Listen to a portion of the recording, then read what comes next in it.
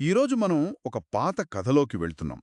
కానీ దాని పాఠాలు ఆ, ఎప్పటికీ కొత్తగానే ఉంటాయి. మనం 2 సమూయేలు గ్రంథం 9వ అధ్యాయం నుండి ఒక సంఘటన గురించి మాట్లాడుకోబోతున్నాం. అవును. మన దగ్గరున్న సోర్సెస్ ఈ కథను కేవలం ఒక చారిత్రక సంఘటనగా కాకుండా మానవ సంబంధాలు, వాగ్దానాలు, ఊహించని దయ గురించి ఒక లోతైన విశ్లేషణగా చూపిస్తున్నాయి. కథ సింపుల్గా మొదలవుతుంది. ఒక రాజు తన అధికారాన్ని స్థిరపరుచుకున్న తర్వాత ఒక వింతైన ప్రశ్న అడుగుతాడు. అవును. ఆ ప్రశ్నతోనే అసలు కథ మొదలవుతుంది. ఆ కాలపు రాజకీయ వాతావరణంలో అది ఒక ప్రమాదకరమైన ప్రశ్న కూడా. ప్రమాదకరమైనదా? ఎందుకు?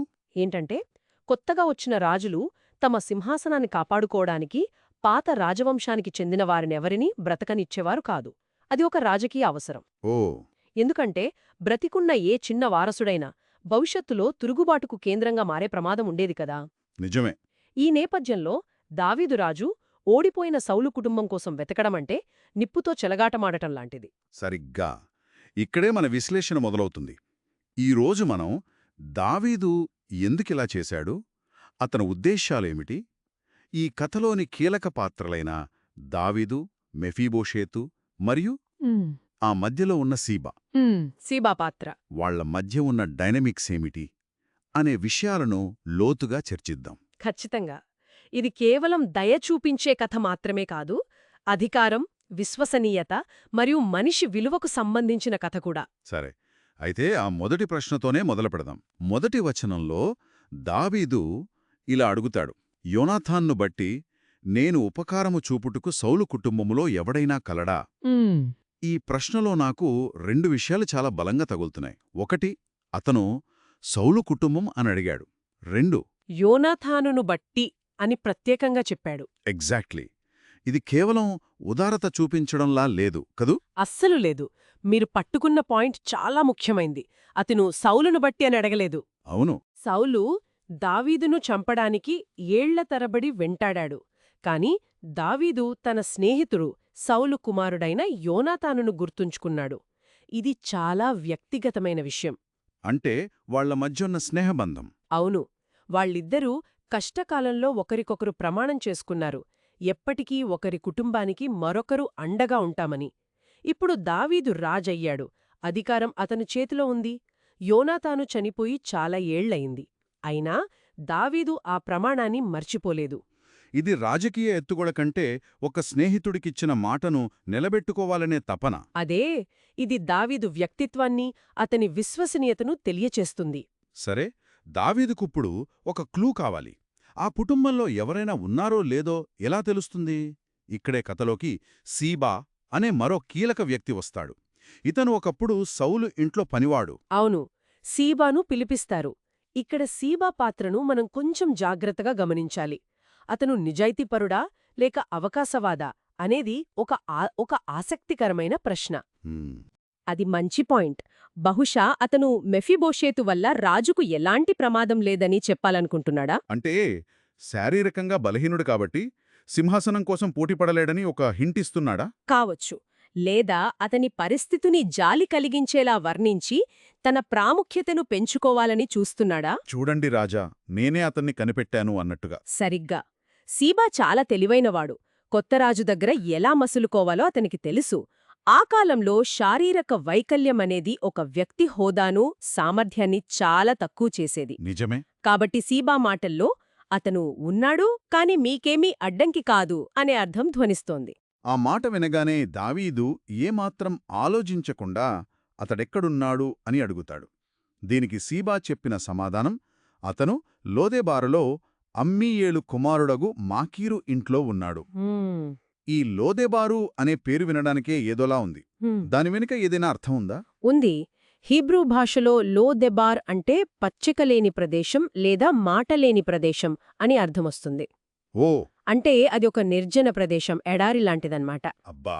ఒకప్పటి రాజు మనవడు, సింహాసనానికి వారసుడు కాగల వ్యక్తి అలాంటి మారుమూల ప్రదేశంలో మరొకరింట్లో దాక్కొని బ్రతుకుతున్నాడు. ఇది అతని పరిస్థితి ఎంత దయనీయంగా ఉందో చూపిస్తుంది. అతను ప్రపంచం దృష్టిలో మర్చిపోబడ్డాడు, విస్మరించబడ్డాడు. ఊహించుకుంటేనే చాలా బాధగా ఉంది. రాజభవనంలో పెరగాల్సిన వాడు ఎక్కడో ఎడారిలాంటి చోట అజ్ఞాతంలో బ్రతుకుతున్నాడు. సరే, దావీదు వెంటనే మనుషుల్ని పంపి అతన్ని పిలిపిస్తాడు.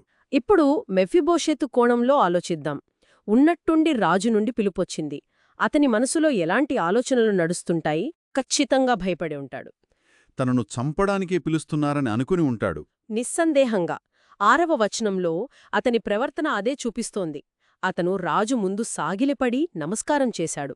ఇది కేవలం గౌరవం కాదు, ప్రాణభయంతో కూడిన పూర్తి లొంగుబాటు. అవును. అతని తాతైన సౌలు దావీదును ఎంతలా హింసించాడో అతనికి తెలుసు. తాను శత్రువంశానికి చెందినవాడనని అతనికి తెలుసు.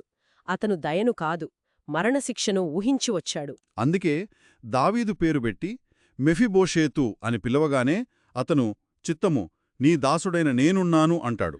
అంటే మీరు ఏది చెప్తే అది చేయడానికి నేను సిద్ధమని.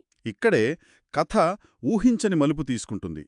మెఫీబోషేతు భయానికి పూర్తి విరుద్ధంగా దావీదు ప్రవర్తిస్తాడు. 7వ వచనంలో దావీదు పలికిన మొదటి మాట భయపడొద్దు. ఆ ఒక్క మాట మెఫీబోషేతుకు ఎంత ఊరటనిచ్చి ఉంటుందో. అవును. ఆ తర్వాత దావీదు 3 అద్భుతమైన వాగ్దానాలు చేస్తాడు. అవి అతని జీవితాన్నే మార్చేస్తాయి. అవును, ఆ 3 వాగ్దానాలు ఈ కథకు గుండెలాంటివి. మొదటిది రక్షణ. అంటే నిన్ను చంపను, నీకు మేలు చేస్తాను అని భరోసా ఇస్తున్నాడు. రెండవది పునరుద్ధరణ. నీ పితరుడైన సౌలు భూమి అంతటినీ నీకు మరలా ఇప్పిస్తాను. ఇది కేవలం ఆస్తినివ్వడం కాదు, అతని వారసత్వాన్ని, గౌరవాన్ని, ఆర్థిక స్వాతంత్ర్యాన్ని తిరిగిస్తున్నాడు. ఇక మూడవది అనుబంధం. నీవు సదాకాలము నా బల్లయొద్దరే భోజనం చేయుదు. ఇది అన్నింటికంటే గొప్పది. నిజం చెప్పాలంటే ఈ 3వ వాగ్దానం నన్ను చాలా ఆశ్చర్యపరిచింది. కేవలం ఆస్తి ఇవ్వడానికి, తనతో సమానంగా భోజనాన్ని కూర్చోబెట్టుకోవడానికి ఎంత తేడా! దాని ప్రాముఖ్యతను కొంచెం చెప్తారా? తప్పకుండా. రాజు బల్ల దగ్గర భోజనం చేయడమంటే అతనికపై శత్రువు కాదు, బయటి వ్యక్తి కాదు. అతను రాజు కుటుంబంలో ఒక సభ్యుడిగా, ఒక ఆంతరంగికుడుగా అంగీకరించబడ్డాడు. వావ్! ఇది అత్యున్నత గౌరవం. దీనికి రక్షణ, స్నేహం మరియు పూర్తి అంగీకారం అనే అర్థాలున్నాయి. 11వ వచనంలో చెప్పినట్లు అతను రాజకుమారుల్లో ఒకరిగా పరిగణించబడ్డాడు. లోదెబారులోని అజ్ఞాతవాసి ఇప్పుడు రాజకుమారుడయ్యాడు. ఇది అతని హోదాలో వచ్చిన అద్భుతమైన మార్పు. ఈ ఊహించిని దయకు మెఫీబోషేతు స్పందన ఎలా ఉంది? అతను నమ్మలేనంత షాక్లో ఉన్నట్టున్నాడు. అవును. 8వ వచనంలో అతను, చచ్చిన కుక్క వంటివాడనైన నా ఎడల నీవు దయచూపుటకు నీ దాసుడనగు నేనెంతటివాడను అంటాడు. చచ్చిన కుక్క అనే మాట చాలా తీవ్రంగా ఉంది. అవును. ఆ కాలపు సంస్కృతిలో అది అత్యంత నీచమైన ఆత్మవర్ణన. కుక్కను అపవిత్రమైన జంతువుగా చూసేవారు. ఇక చచ్చిన కుక్క అంటే దేనికి పనికిరానిది, అసహ్యకరమైనది. మెఫీబోషేతు తనను తాను అలా చూసుకుంటున్నాడు. తన కుంటితనం, తన కుటుంబ నేపథ్యం, వీటిని బట్టి తనలో ఎలాంటి యోగ్యత లేదని అతను బలంగా నమ్ముతున్నాడు. అతను నాకు ఇది అర్హత లేదు అని చెబుతున్నాడు. ఇక్కడే మనం కృప యొక్క అసలైన స్వభావాన్ని చూస్తాం. కృప అనేది అర్హతను బట్టి రాదు, అది ఇచ్చేవాడి మంచితనాన్ని బట్టి వస్తుంది. మెఫీబోషేతు తనను తాను పనికిరానివాడిగా భావించినా రాజు అతనికి అపారమైన విలువనిచ్చాడు. ఇక్కడ మనం నేర్చుకోవాల్సిన కీలక విషయమేమిటంటే, ఒక వ్యక్తి తన గురించి తాను ఏమనుకుంటున్నాడు అనేదానికంటే, అధికారమున్న వ్యక్తి వారిని ఎలా చూస్తున్నాడు అనేది వారి తలరాతను మార్చేస్తుంది. సరే, దావీదు కేవలం మాటలు చెప్పి వదిలేయలేదు. వెంటనే యాక్షన్లోకి దిగాడు. అవును. అతను మళ్లీ సీబాను పిలిచి స్పష్టమైన ఆదేశాలిస్తాడు. అవును. 9వ వచనం నుండి దావీదు పరిపాలనా దక్షత కనిపిస్తుంది. అతను సీబాతో, సౌలుకు అతని కుటుంబానికి చెందినదంతా నీ యజమానుడి కుమారునికిచ్చాను అని చెబుతాడు. ఆ మాట గమనించారా? నీ యజమానుని కుమారుడు. అవును. ఒకప్పుడు సౌలుకు సేవకుడైన సీబా ఇప్పుడు అధికారికంగా మెఫీబోషెతుకు సేవకుడయ్యాడు. అధికార బదిలీ అక్కడికక్కడే జరిగిపోయింది. ఇది ఒక రకమైన కవితాత్మక న్యాయంలో ఉంది. నిజమే. దావీదు కేవలం మెఫీబోషెతుకు ఆస్తి ఇచ్చి, ఇక నీ బ్రతుకు నువ్వు బ్రతుకు అని వదిలేలేదు.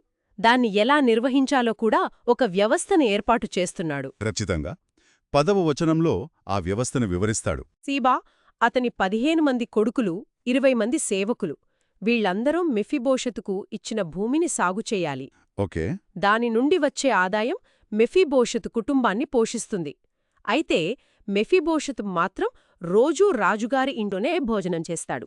అంటే అతనికి రాజగౌరవం ఉంటుంది, అదే సమయంలో అతని కుటుంబ పోషణకు, ఆస్తి నిర్వహణకు కావాల్సిన పూర్తి మౌలిక సదుపాయాలు కూడా ఏర్పాటు చేయబడ్డాయి. ఇది చాలా ఆలోచనాత్మకమైన, సంపూర్ణమైన పునరుద్ధరణ.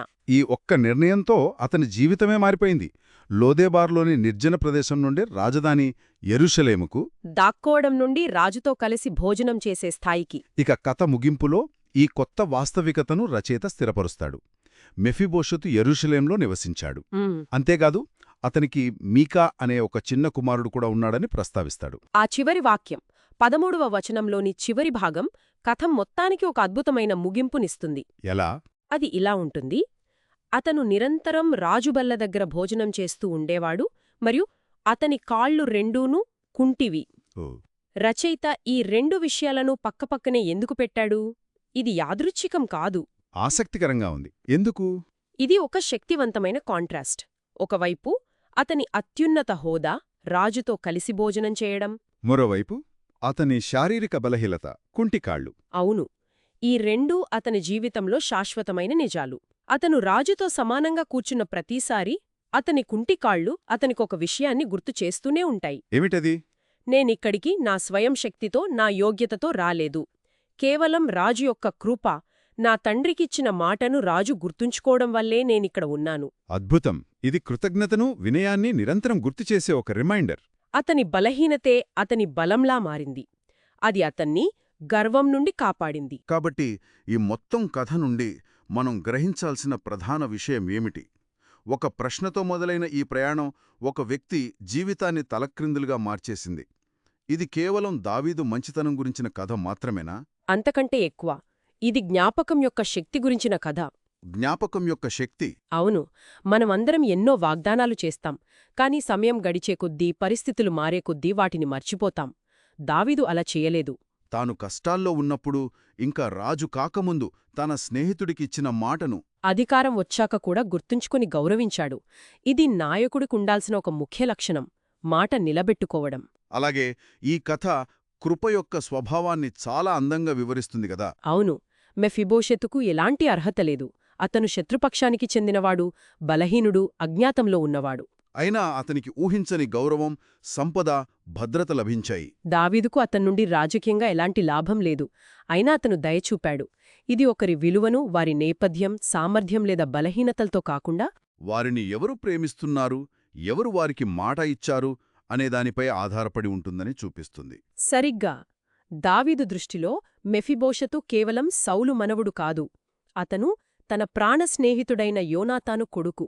ఆ సంబంధమే అతని విలువను నిర్ధారించింది. వినేవారి కోసం ఒక ఆలోచనతో ముగిద్దాం. ఈ కథలో 12వ వచనంలో మెఫీబోషెతు కుమారుడైన మీకా గురించి ప్రత్యేకంగా ప్రస్తావించారు. ఇదొక చిన్న వివరంగా అనిపించవచ్చు, కాని చాలా లోతైన అర్థం ఉంది. దావీదు చర్య కేవలం మెఫీబోషెతు జీవితాన్నే కాదు, అతని తర్వాతి తరాన్ని కూడా ప్రభావితం చేసింది. దాని గురించి మీ ఆలోచన ఏమిటి? అది చాలా ముఖ్యమైన పాయింట్. ఒకవేళ దావీదు ఆ కాలపు రాజుల్లాగే మెఫీబోషెతును చంపియుంటే సౌలు వంశం మీకాతో అంతరించిపోయేది. అవును, కాని దావీదు చూపిన దయ, నిలబెట్టుకున్న మాట ఒక వంశాన్ని కాపాడింది. ఇది మనకేం చెప్తోందంటే, మనం ఒకరి పట్ల చూపించే దయ, మనం నిలబెట్టుకునే ఒక వాగ్దానం కేవలం ఆ ఒక్క వ్యక్తితో ఆగిపోదు.